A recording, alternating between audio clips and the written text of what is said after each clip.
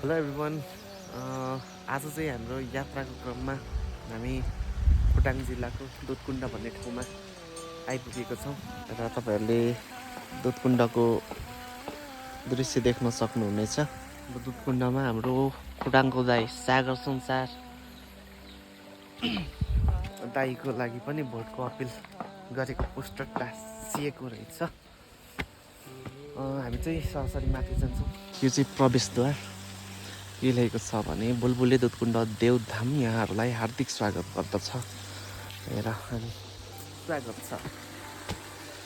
गर्दछ र यहाँ तपाईँहरूले देख्न सक्नुहुनेछ 2, 4, 6, 7वटा धारा।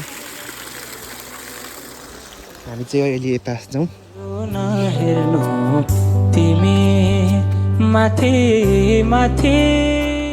खोटाङ जिल्लाको यो पनि एउटा सुन्दर र प्रसिद्ध ठाउँ हो। यहाँ चाहिँ बाङ्गो माछा भनेर एकदम धेरै चर्चामा रहेको मन्दिर देवधाम हो र यहाँ माथि तपाईँहरूले देख्न सक्नुहुनेछ यस्तो खालको तलाउ। तपाईँहरूले यहाँको दृश्य देख्न सक्नुहुनेछ र यो पोखरीमा चाहिँ माछाहरू रातो खालको माछाहरू छ र यहाँदेखि माछा पनि देख्न सक्नुहुनेछ। यो रातो पातो, यो बराको त्यो रातो दुईटा र बाङ्गो माछा चाहिँ तपाईँहरूले त्यो पोखरीमा देख्न सक्नुहुनेछ। तर अहिले चाहिँ बाङ्गो माछा सिधा भइसक्यो रे। यो के को मूर्ति हो? होइन, यो मूर्ति चाहिँ मलाई थाहा भएन, तपाईँहरूले कमेन्ट गर्नुहोस्। यो पोखरीमा चाहिँ हाम्रो बाङ्गो माछा थियो।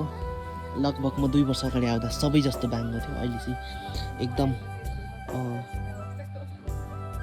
सिधा भइसकिसकेछ। एउटा दुईटा बाङ्गो माछा देख्न सक्नुहुनेछ, त्यो पनि सिधा भइसकेछ कि के हो।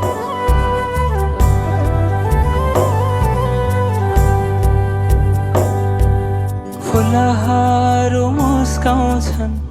र आजको छोटो भिडियो यति नै। र फेरि हामी नेक्स्ट भिडियोमा भेट्नेछौँ। त्यतिखेरसम्मको लागि टाटा बाई बाई।